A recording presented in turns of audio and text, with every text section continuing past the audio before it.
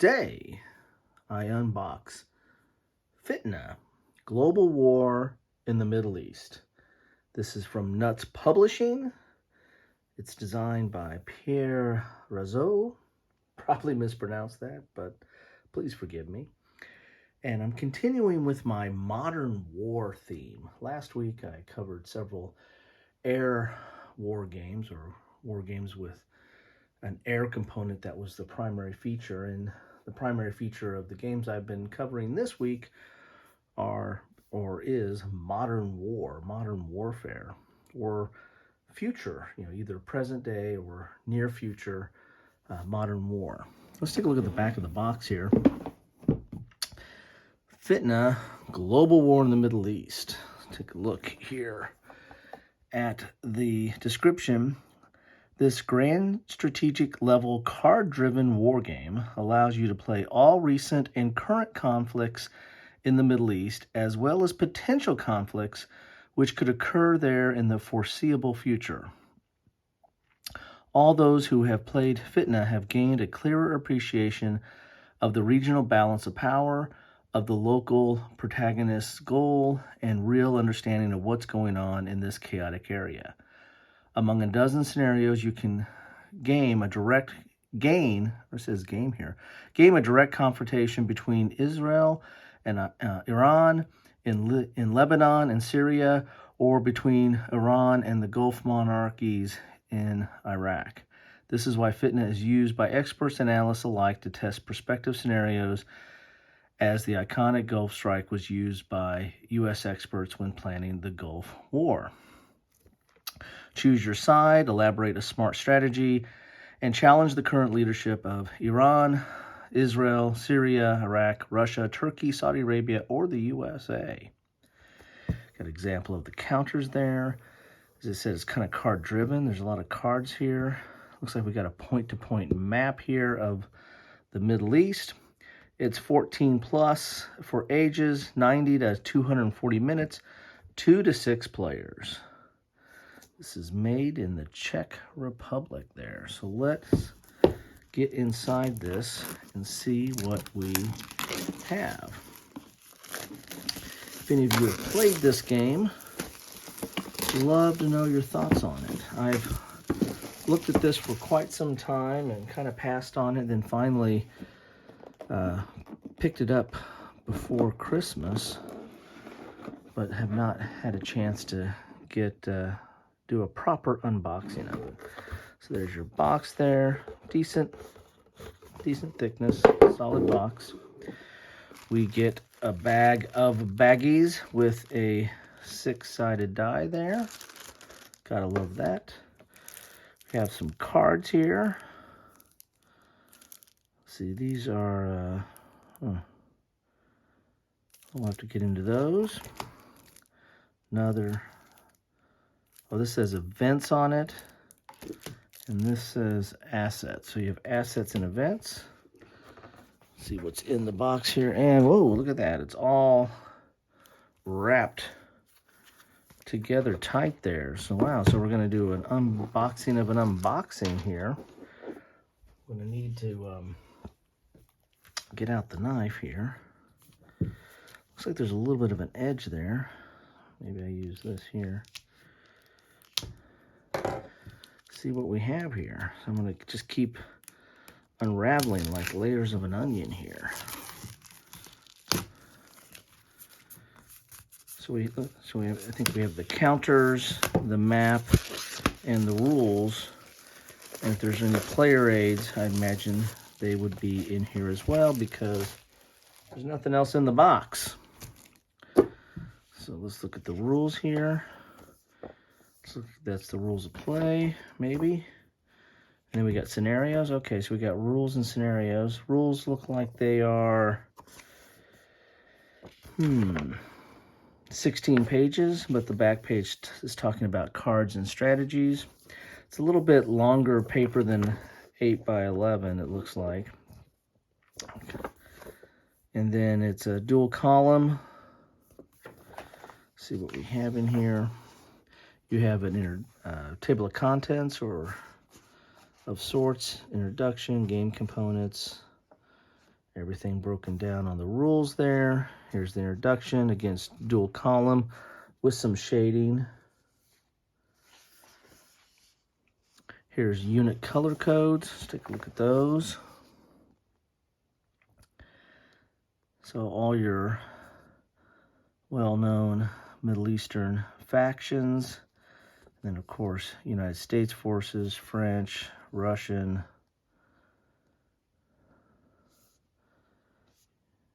And you got your combat unit values. Looks like you have attack strength, defense strength, capacity to exploit a breakthrough, because it's point to point, so you don't necessarily have movement. Movement allowance in terms of contiguous spaces. So there's your counters, and here's a unit and game abbreviation. Stacking, controlled spaces, setting up the game. You have the cards. You have asset cards and event cards. We saw that. High tension cards, jokers, special jokers. Here's your sequence of play with the events, supply, planning, movement, offenses, strategic movement, adjust cards. Okay, here's your supply, because this is strategic level, so you get a little bit of an operational effect. Reinforcements and replacements. Here's your planning, movement, offenses and combat, and here's your combat resolution table. So we're getting the good old-fashioned CRT there. Looks like it's a comparison of maybe combat to defense or attack to defense. You got attacker repulsed, exchange, defender retreats, and defender retreats with heavy losses. And you've got defender surrender, so that's your DS. So there's your just a 6-sided dice for the combat results table there. You've got entrenchments, you've got control, caveats, international tension, coup d'etats. Got some different charts in here. There's a coup in Syria, war in Lebanon.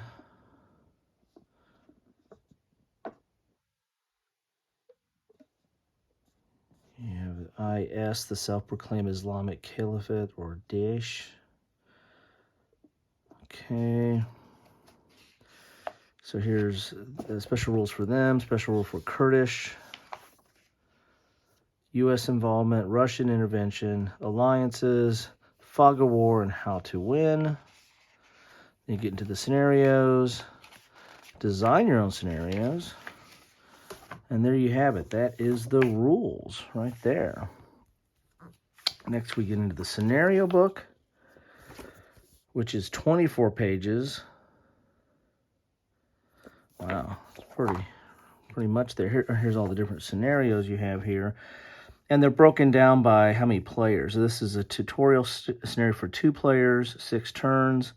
Civil War in Syria, 2012 to 2013. So this is going to be covering both historic and present, and then potential, future conflicts in the Middle East.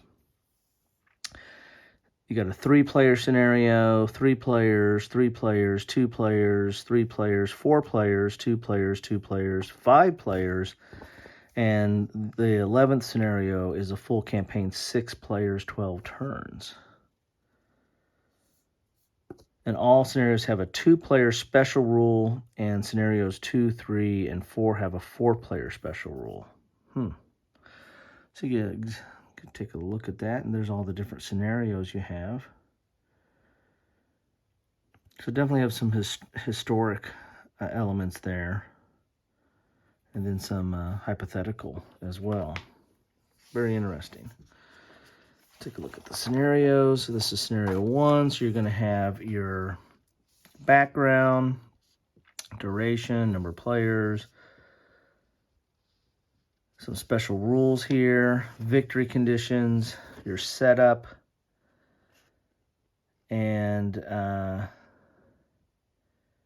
you have it. You're into scenario 2. So you're going to have special rules, optional rules, victory conditions, and setup for most of these scenarios here.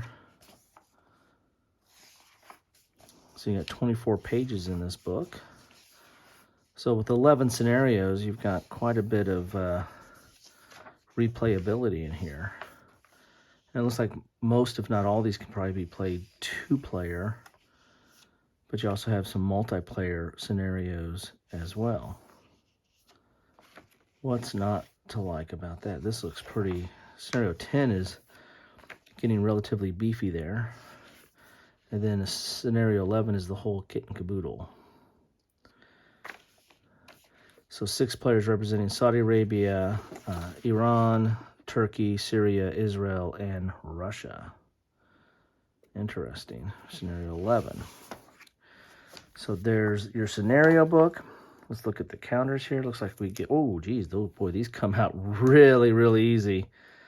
Just picking them up. No wonder they put a wrapper on them. See, it looks like there are 1, 2, 3 sheets. So you gotta be careful how I lift these up here, because they come out easy.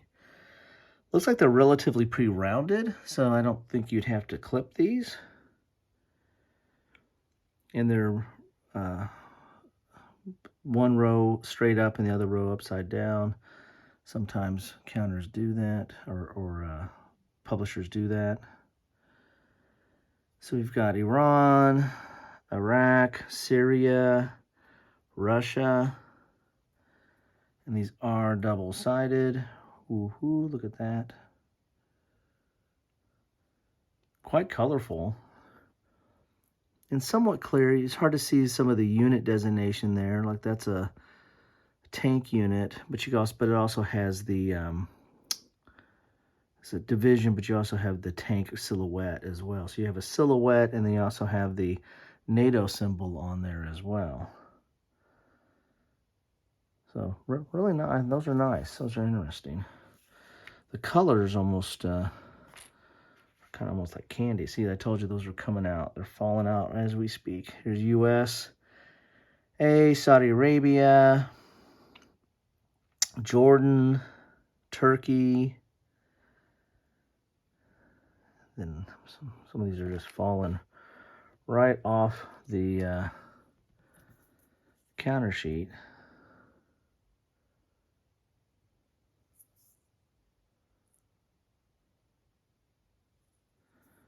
There you have it. Good thickness. Decent quality counters. I mean, that's and you know, I wouldn't clip these. I'm not a big clipper anyway, but probably wouldn't clip these because they fall right off. Look at that. Just put it over there and they're jumping off. They're ready to be played. Here's some more counters. This is the Kurds. Looks like you've got some defenses there.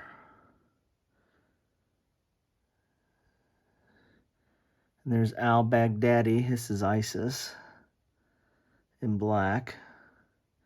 Then Israel. Then some administrative type markers. Then this is two-sided. Very crisp and clean.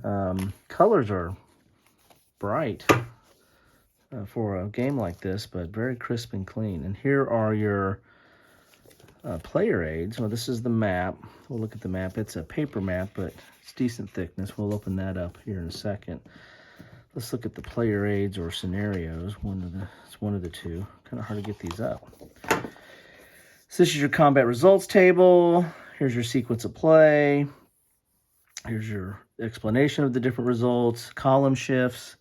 So this is getting back to good old-fashioned wargaming, although it's not hexes.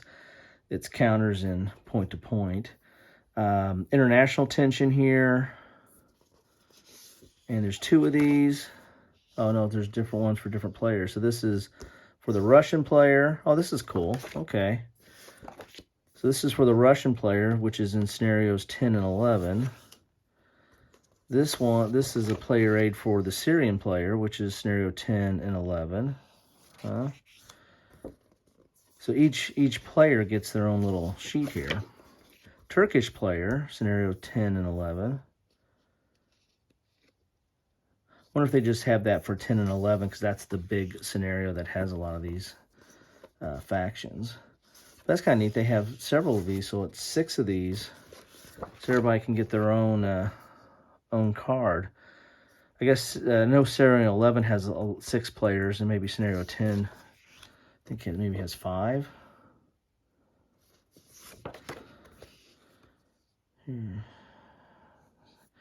And has your setup and your victory conditions, so that's kind of cool. It's for the Iranian player. And this is Saudi player for scenario 11. Yeah, so you have 5 in 10 and 6 in 11, and you've got 6 of these cards. That's a little bit interesting way of doing it. So you've got plenty of these to go around, whether you're playing 2-player or up to 6. Everybody can have their own player aid card there, or that has your sequence of play, combat results table, and some column shifts and international tension. So let's give ourselves some space here and see if we can take a look at this map that you'll be playing on.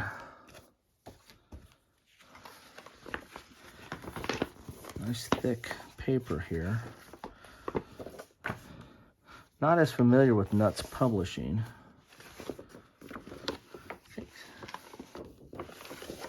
Okay, ooh, gonna have to go up Periscope to get a better view of this map, which goes pretty high up there. So you've got a track down here, international tension track and turn track, and you've got some Iraqi force pool, Iranian force pool here, and you've got some getting a little bit of glare there. So let's go up here, take a look at some of the places on the map here. So you got these boxes and tracks. This is where you'll be moving between these areas here. So again, point to point. But you have a lot of force pools along the side of the board and the bottom of the board for the different forces. And you basically have the Middle East. You've got Saudi Arabia, Iraq, Iran, Turkey, Syria, and Israel right up there at the top along the Mediterranean Sea, and Lebanon right next to it. So a lot more densely packed boxes up there, especially in the some of the cities that are up here. And you've got some desert or kind of open areas here in Saudi Arabia and into Iraq a little bit. And then you go all the way down to the Persian Gulf down here with Kuwait. So that is the map. Kind of long. Let's take a look at the cards now. There's 2 different types of cards. You have assets and events. So let's take a look at the assets first. Here are the assets.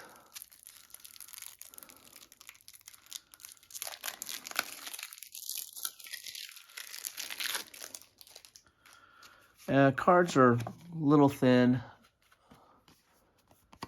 but clear. There's some more events here. So we got assets. Oh, we got all kinds. They're all kind of mixed up. Assets, events, Joker. So the Jokers are a special type of cards. It's got all kinds of stuff mixed together here. So let's take a look at some of these and see what we got here.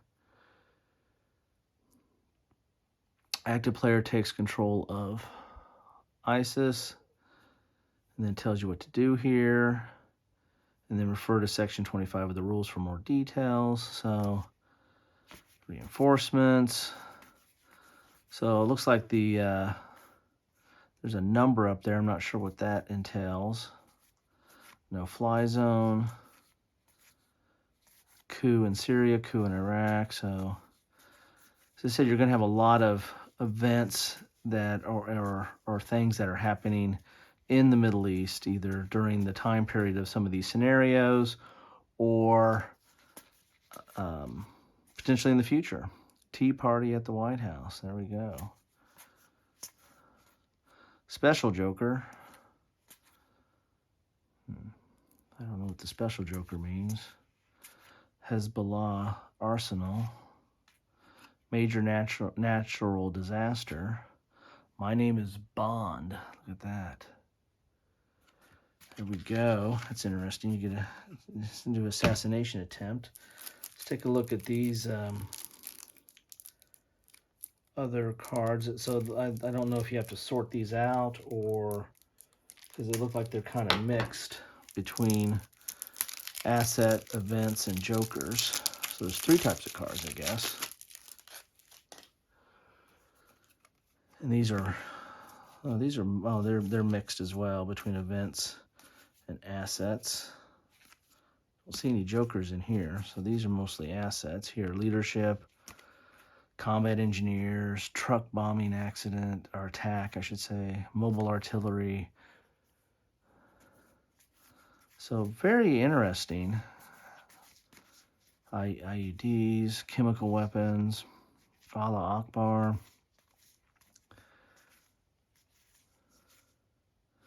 Interesting how this really reflecting modern warfare, cyber war, modern warfare in the Middle East, fake news. Oop, dropped a card. So there you have it.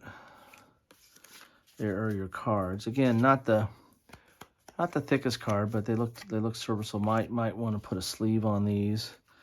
Don't know how much you shuffle and reshuffle to use these cards. But there you have it. This is what you get in a box of FITNA. I'm assuming I'm pronouncing that right. FITNA, Global War in the Middle East. Got to be very careful with these counters over here because they are really just touching them. They're coming off. So this is what you get in a box of FITNA, Global War in the Middle East. From Nuts Publishing. I can't forget the baggies in the die there. This looks very interesting. As I said, I'm kind of on this week is Modern War, and thought I'd break out some of my Modern War games. But this looks interesting. This looks like this would be somewhat unique type game system with the way the cards work, the counters, the point-to-point. The rules don't look especially long. The scenarios look like they have some, nuances to them and some unique rules that go along with them, especially if they have a variety of combatants in this region that you're going to be playing. So definitely looks interesting. As I said earlier, if any of you have played this, love to know your thoughts on this. Drop them down below. But that's what I have for you today. Thanks for stopping by. Always appreciated. The best way I know that you stop by is drop a comment. Let me know what you think. If you played this, definitely love to hear your thoughts. If you are interested in this, love to hear your thoughts on that as well. Or if you're like, nope, this doesn't interest you at all, hey, that's fair game too. Love to know that, but give your thoughts on why. Is it the gameplay, the look, or just not interested in the topic? Anyway, thanks for stopping by, and have a good one.